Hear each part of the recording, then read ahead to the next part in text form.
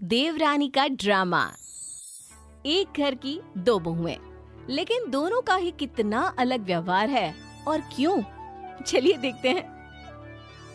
कोई भी घर आ जाए, मीना बहू किसी को खाना खिलाए बिना भेजती नहीं। अरे तो इसमें मैं क्या करूं माँ जी? हर वक्त सुनाती रहती है, इतना क्यों बोलती हैं आप? अरे बहू, मैं तो बस ये बोल रही हूँ कि लोग मीना बहू की खूब तारीफ करते हैं कि वो सबका बहुत ख्याल रखती है। तभी मीना हाथ में कपड़े लेकर आ जाती है। ये लो रश्मि, तुम्हारे कपड़े सूख गए हैं, और माँ जी ये आपकी फ्रूट्स। मैं बाजार जा रही हूँ, कुछ शॉपिंग करना है। हाँ हाँ, जाओ जाओ मीना, कोई बात नहीं। अच्छा रश्मि, रीटा बुआ आ रही है कल अपनी बहू के साथ, पता होगा ना? तो वो जो तुम नाश्ता बनाती हो ना आलू का, वो बना लेना, ठीक है? हाँ बना दूंगी, लेकिन खाना भी खाएंगी क्या? मीना कुछ नहीं कहती।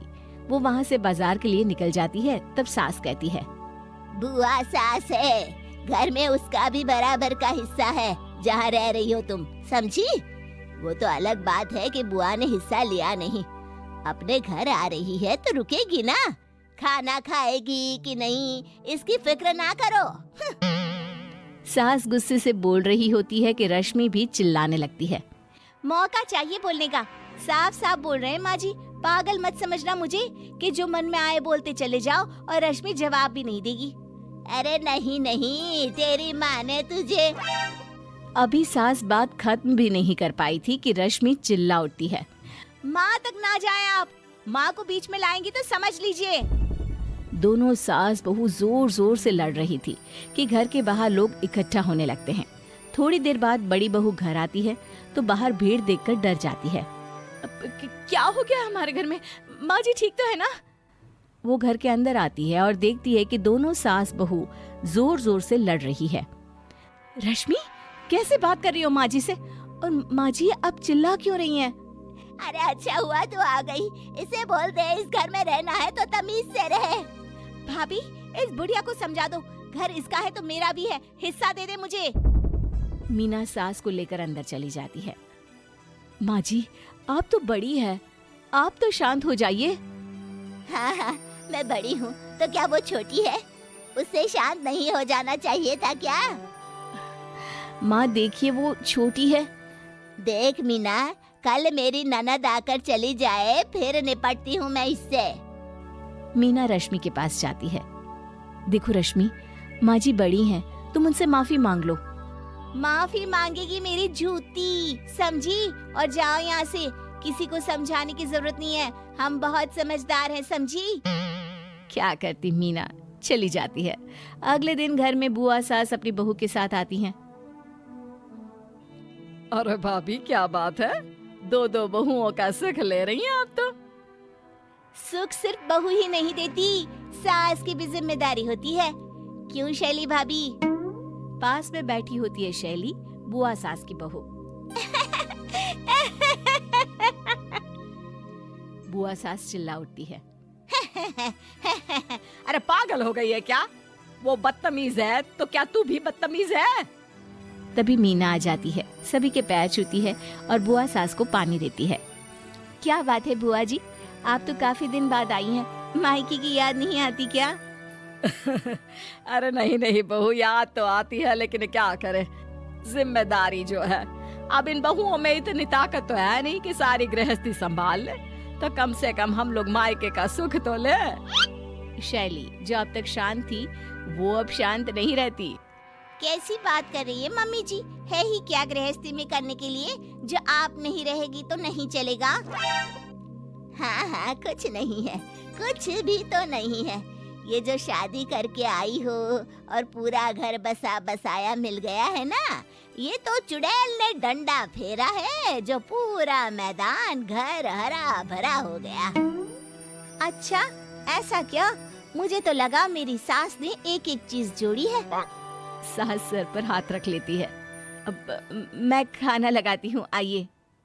देखो मैं साफ साफ बोल रही हूँ, काम वाम नहीं होता मुझसे। जब देखो कभी बुआ आ रही है, कभी चाची आ रही है। अरे घर ना हुआ धर्मशाला हो गया। आ जाते हैं मुंह उठाकर, ऊपर से ताने तो ऐसे दे रही हैं जैसे हमें यही पाल पोस कर बड़ा किया हो इन्होंने। अब क्या था, बहू की बात पर बुआ का गुस्सा हाई हो जाता है।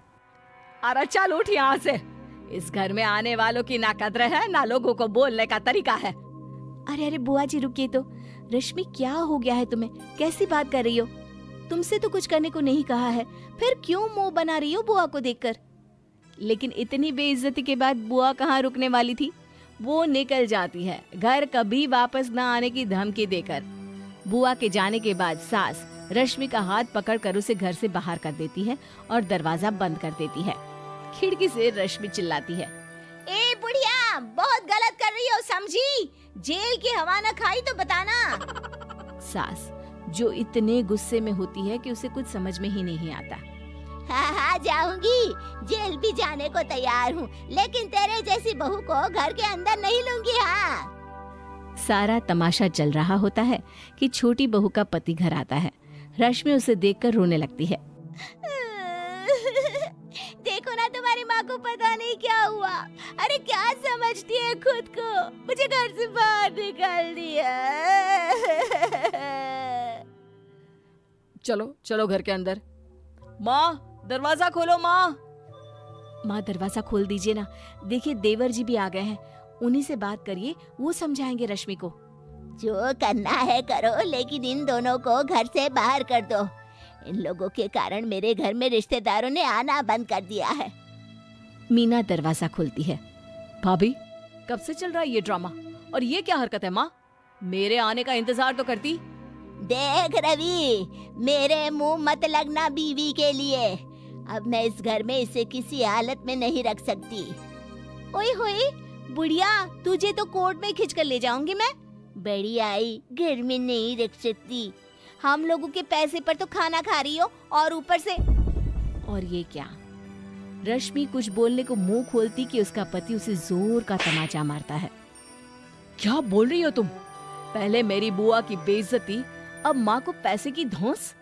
अरे जिस पैसे पर उछल रही हो वो कमाने लायक उन्होंने ही तो मुझे बनाया है, और जिस घर पर रहने पर उछल रही हो वो घर मेरे दादाजी का है, जिसका कानूनी आधा हिस्सा मेरी बुआ का है, समझी?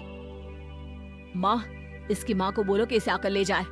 मुझे मेरे परिवार के साथ रहना है, और अगर ये इस परिवार में रहना चाहती है तो सबकी इज्जत करनी होगी।